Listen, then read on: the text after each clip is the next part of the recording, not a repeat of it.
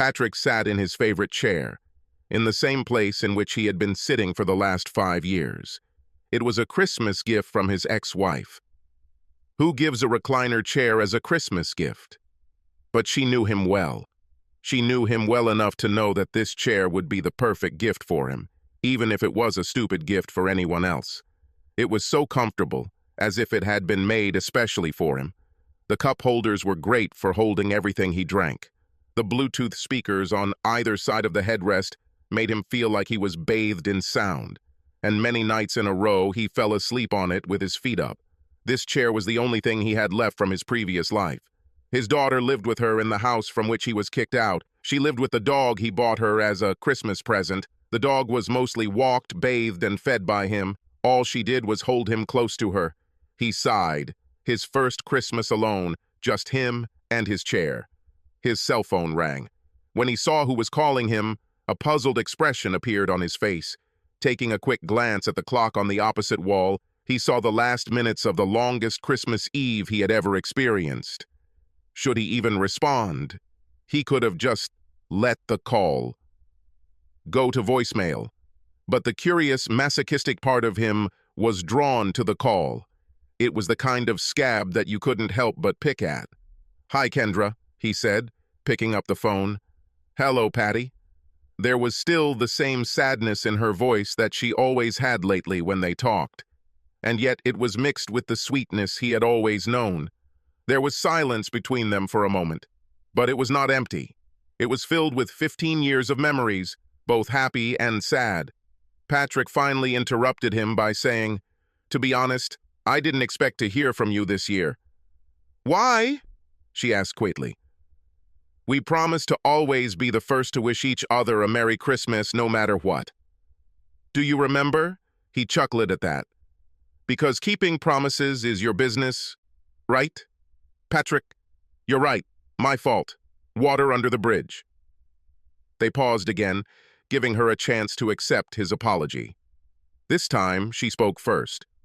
"So, do you have any plans for tomorrow?" "Not really. Besides giving Jessie her gift when you bring her over tomorrow and having dinner at my parents' house." "So, what about you?" "There's really nothing," she said, although they both knew it was a lie. Patrick thought about leaving it unanswered, but he couldn't help it. Those damn scabs. "So, you're not doing anything with what's his name?" She sighed. Hearing him mention her boyfriend without saying his name was like dumping a bucket of ice water on her. "You mean Sean?" she asked, completing his tactical thrust at her. "Yes, Shauna." He tried but couldn't hide the bitterness in his voice. Just saying that idiot's name made him need a heartburn pill. Patrick couldn't help but relive this moment. In fact, it was more than a moment. A whole hour has passed. An hour of reading those damn text messages and detailing her 2-year affair. Each of them tore more pieces from his heart. By the end, all that was left was an empty pit in the middle of his chest. Kendra sighed sadly. "Well, if you must know, we're going to his parents' house after we drop Jessie off." How original. A tear rolled down Kendra's cheek. Patrick, of course, couldn't see this from his side of the phone, although he probably wouldn't have noticed even if she was standing right in front of him.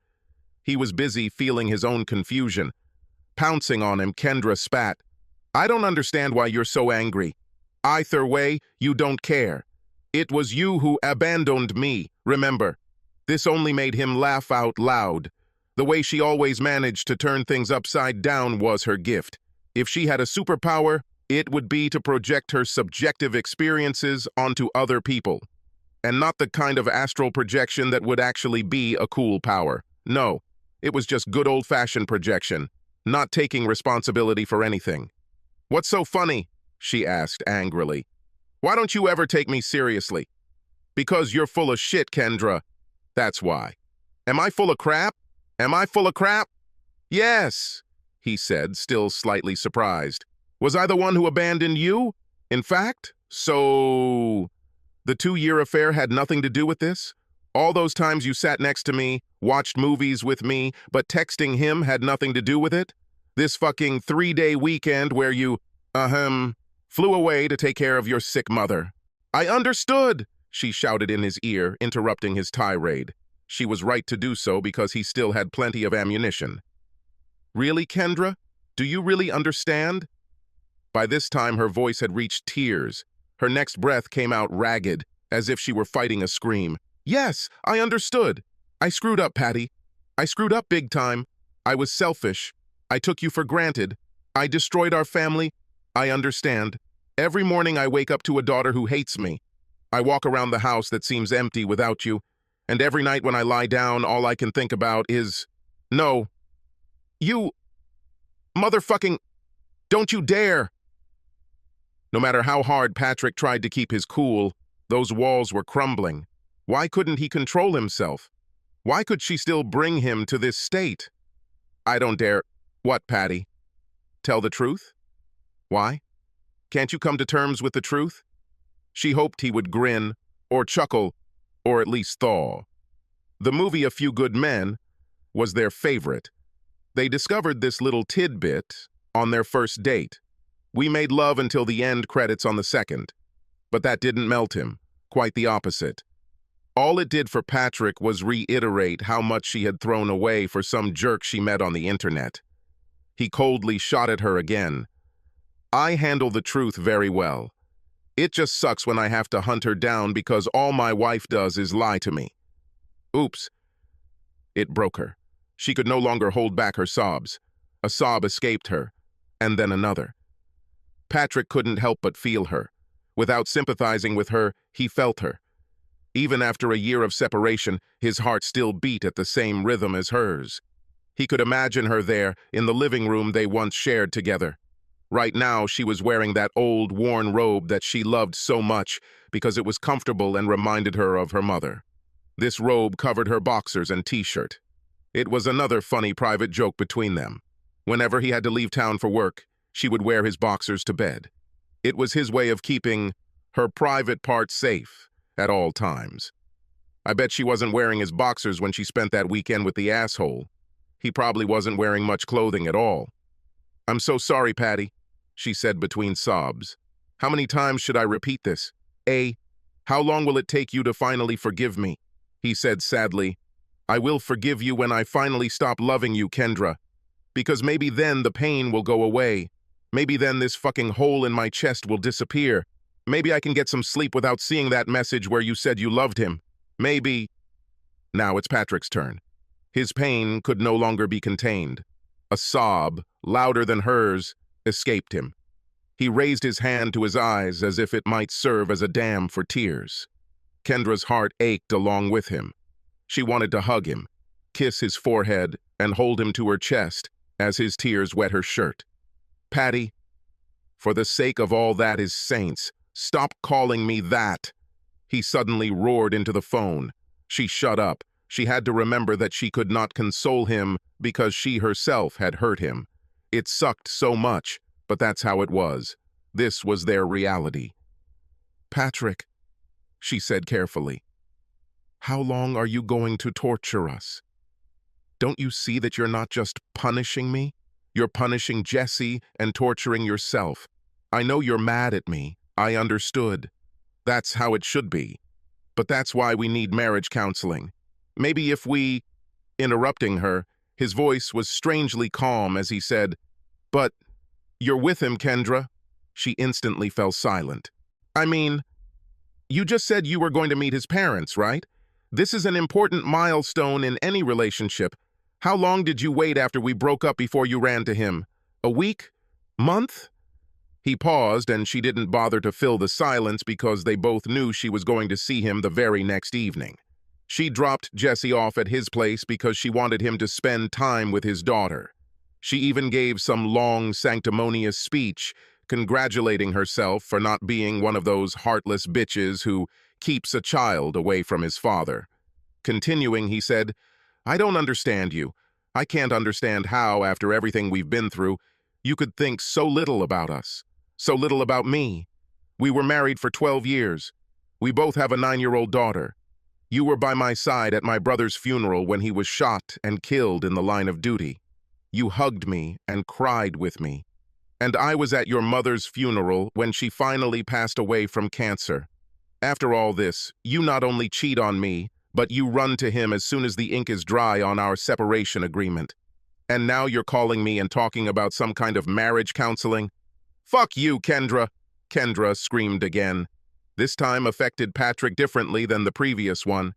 Yes, Kendra was selfish. She's always been like this. The fact that Patrick loved her more than she loved him was not much hidden. This does not mean that she did not love him. No, she did.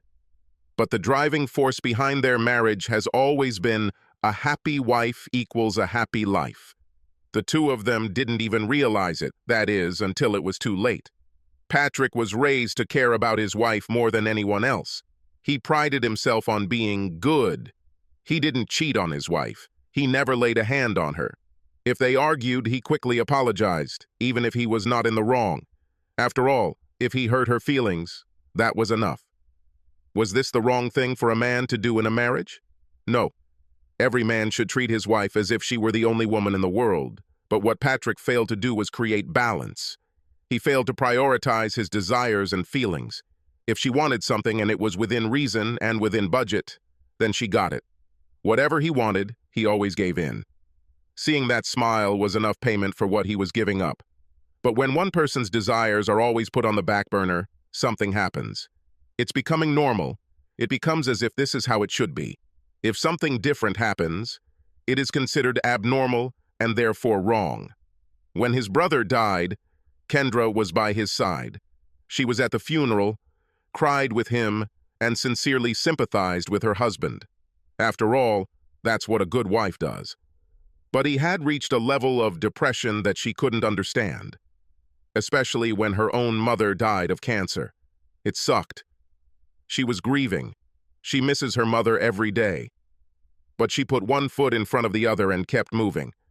But there is a difference between someone who dies slowly and someone who is torn away suddenly, and die for doing a little more than just your job. His brother was a policeman. He pulled a woman out of a burning car and did not leave her side until he was sure that she was okay. He saved his mother, who was beaten half to death by her husband. And on top of that, he drove Sally, his neighbor, to work every day in his patrol car because she was constantly being stalked by some young thug who had a thing for a MILF. And he was killed because he stopped a guy because his taillight wasn't on. If his brother could die after doing so much good in this world, what chance did he have? He was a nobody, the one who runs the office. The greatest good he did for the world was recycling. This shook Patrick's world to its core. His brother's death was more than just the death of a brother. When he looked into this coffin, he saw himself. If any of them should be dead, it would be him, not a hero to so many people. If anyone needed time on the therapist's couch, it was Patrick. But he refused therapy. He simply wallowed in his depression, silently crying the tears of his soul. Kendra didn't understand. I could not. He didn't want to talk to her. What he needed from her was something he didn't even realize he needed. He didn't need her to snap him out of this state. He didn't need her to make him feel better or offer him a magical solution to overcome his guilt for being alive. He just needed her to be there. He needed her to stay with him, even when that was impossible. But the relationships he built early on made his feelings less important. He took his place on the seat behind her.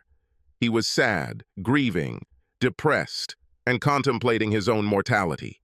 But did it for too long. He needed to come to his senses. He had a family here who loved him, and that alone should be enough to bring him out of this state. But it wasn't like that. He needed something more. It was necessary to put him in first place. This time, he needed it to be all about him.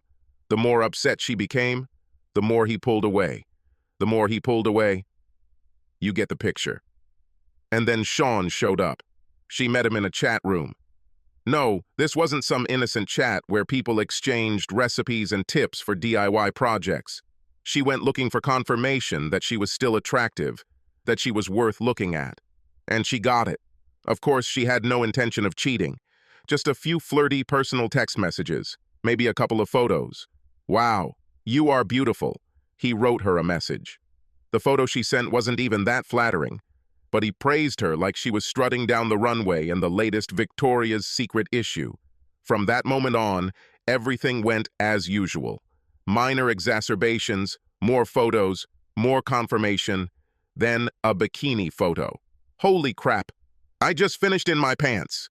Giggle, more photos, this time a little more explicit. But this was just the beginning. Honestly, if that was all it was, she could have pulled the plug at any time. But these phone calls got her hooked. Those intimate moments that she stole from her day to hear his voice, his laughter, his breathing. He was no longer a soulless, online flirt. He was a real person, a funny, sensitive man who liked to listen to her. He always made her laugh. And when she complained about her husband, he was always there to listen and help her feel better. He put her first, just like Patrick used to do.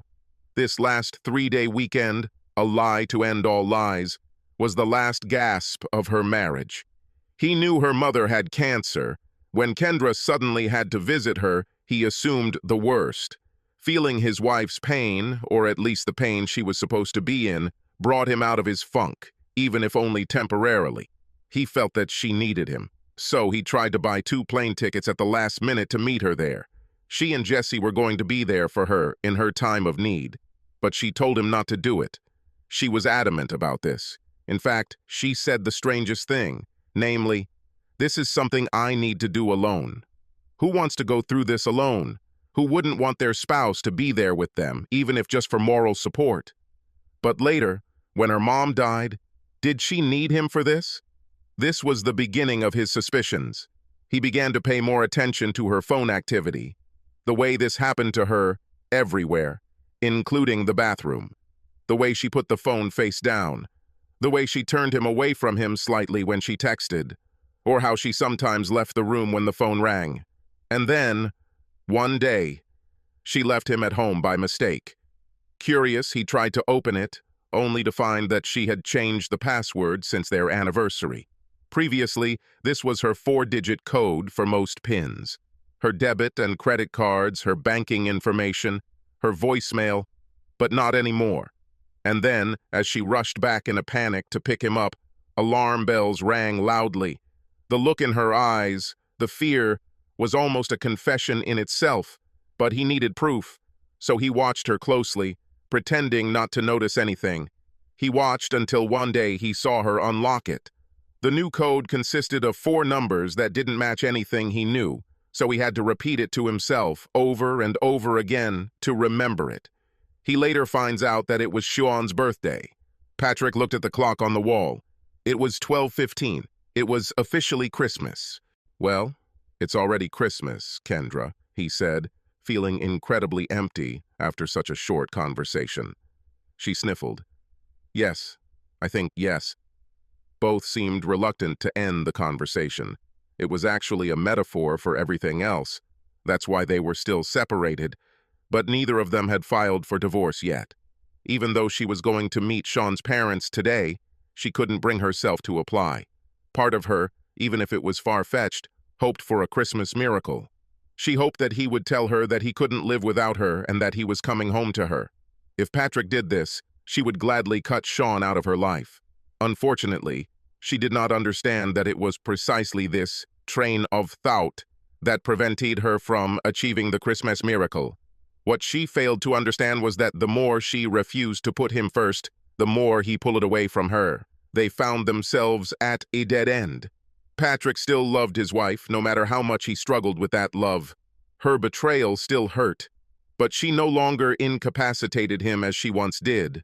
Once upon a time, every waking moment was consumed by her and those text messages. But lately, he found himself passing days without thinking about it.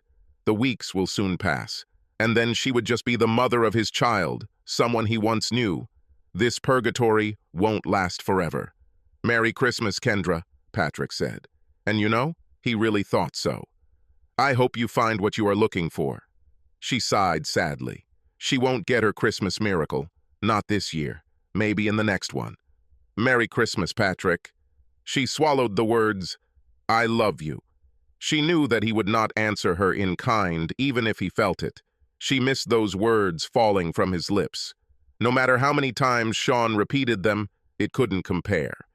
Patrick was her first love, her best friend, her soulmate. It was truly her loss. The click of the call ending made Kendra break down again. What she wouldn't give to go back 5 Christmases to the time she gave him that